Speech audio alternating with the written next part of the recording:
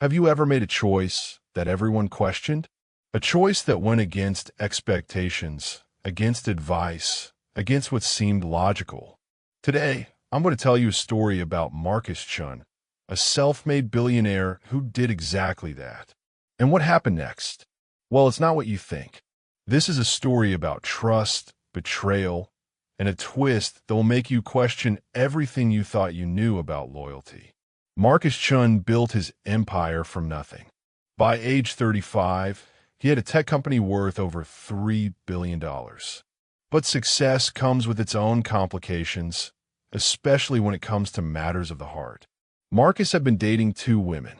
On one side was Victoria, a striking blonde from old money, a Stanford graduate who spoke 5 languages, whose family had connections that could open any door in the world. She was elegant, poised, and everyone in Marcus's circle approved of her. His business partners loved her. His investors thought she was perfect. Even his mother kept hinting at engagement rings. On the other side was Naomi, a social worker from Brooklyn whom Marcus met at a charity event. She didn't come from wealth. She didn't have powerful connections. She worked 60-hour weeks helping at-risk youth, drove a 10-year-old Honda, and had student loans she was still paying off. But when she smiled, Marcus forgot about spreadsheets and stock prices.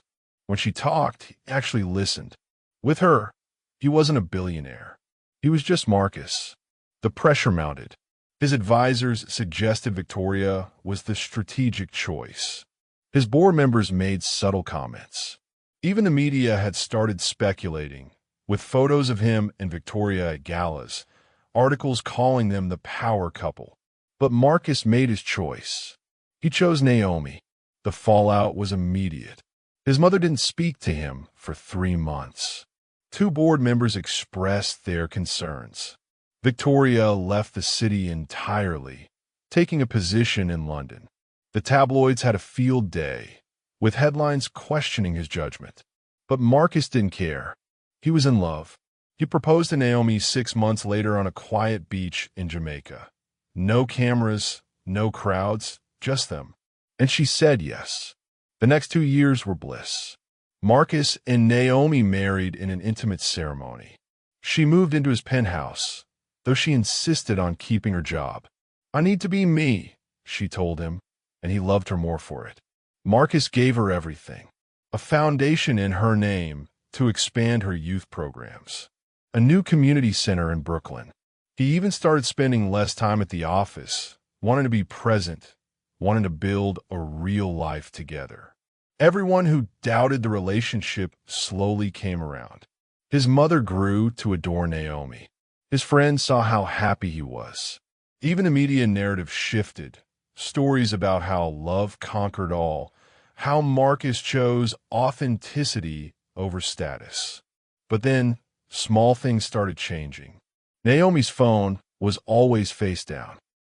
She started working later, sometimes not coming home until midnight. When Marcus suggested dinner, she was tired. When he planned a weekend away, she had commitments. The warmth in her eyes seemed distant. Marcus told himself he was being paranoid. She was just busy, dedicated to her work. He trusted her, but trust has a breaking point. It was a Thursday evening when Marcus came home early, hoping to surprise Naomi. The penthouse was dark. Her car wasn't in the garage. He called. No answer. Something gnawed at him. He opened his laptop and did something he swore he'd never do. He checked their shared phone records. There was hundreds of calls to a number he didn't recognize. Texts at all hours. Late-night calls lasting over an hour. His heart shattered. The next day, he hired a private investigator. He hated himself for it, but he needed to know. 3 days later, the report came back with photos. Naomi meeting a man at a hotel. Naomi kissing someone who wasn't her husband. Naomi living a lie. Marcus felt like a fool. He defended her, chosen her over everyone's objections, given up relationships, business opportunities, all for someone who was betraying him. He confronted her that night. Naomi didn't deny it. She just cried and said she was sorry. Said she never meant for it to happen. Said she still loved him, but things had gotten complicated. Marcus asked her to leave. As she packed her bags, he sat in his study, staring at their wedding photo. Everyone had been right. He'd made the wrong choice. The girl everyone told him to avoid had destroyed him. 2 weeks later, Marcus was drowning in work, trying to forget. His assistant buzzed him. "There's a woman here to see you. She says it's urgent. Her name is Victoria." Victoria walked in, looking as polished as ever. But her expression was different, softer, almost guilty. "Marcus, I need to tell you something. Something I should have told you 3 years ago." She sat down and took a breath.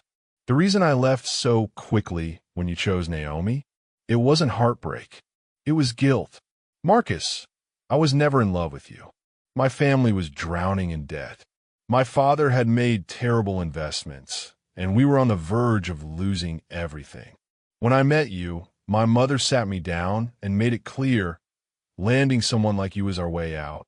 Marcus stared at her, confused. "Why are you telling me this now?" "Because I found out the truth about Naomi, and you deserve to know." She pulled out her phone and showed him a series of emails. The man Naomi was meeting? His name is David. He's her brother. Marcus's world stopped. "What?" "David has been battling addiction for 6 years. Naomi never told you because she was ashamed. She thought you'd judge her, think her family was a liability. All those late nights?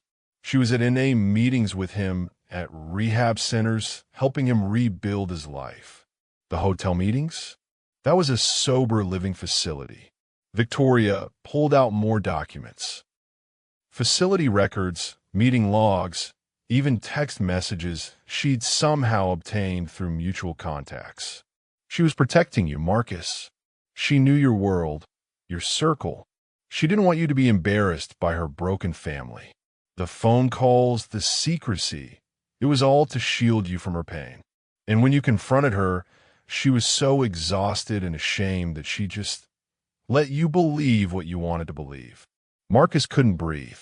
"How do you know all this?" "Because I've been in therapy since I left, trying to become a better person. I reached out to Naomi to apologize for my own behavior, for being fake. She told me everything, including that you'd thrown her out. She still wouldn't let me tell you. She said if you couldn't trust her, the marriage was already over." Marcus found Naomi at her old apartment in Brooklyn. She was surprised to see him, her eyes red from crying. He didn't say anything at first. He just pulled out his phone and showed her a photo, one Victoria had sent him. David, 90 days sober, standing in front of the community center Marcus had built, wearing a volunteer t-shirt. "Why didn't you tell me?" Marcus whispered. Naomi's voice broke. "Because everyone already judged our relationship. I didn't want to give them another reason. I wanted to be perfect for you, Marcus. But I'm not. My life is messy. My family is messy. And I thought you'd be better off not knowing." Marcus sat beside her. "I chose you because you were real, Naomi. The mess, the struggle, the truth, that's what I fell in love with. You didn't betray me. I betrayed you by not trusting you enough to share your pain. Sometimes the betrayal isn't the one we see. Sometimes it's the trust we fail to give." Marcus and Naomi rebuilt their marriage. It wasn't easy, but they learned that love without trust is just a beautiful lie, and trust without honesty is just fear wearing a mask. As for Victoria, she sent them a wedding gift, a donation to David's sober living facility, and a note that read, "To real love, the kind I'm still learning to find." The twist in this story isn't that she didn't cheat. The twist is that sometimes we're so prepared to believe the worst that we miss the truth standing right in front of us. What choice would you have made? If this story made you think, hit that like button and subscribe for more stories that challenge how we see the world. And remember, trust is the one thing money can't buy, but doubt can destroy for free. See you in the next one.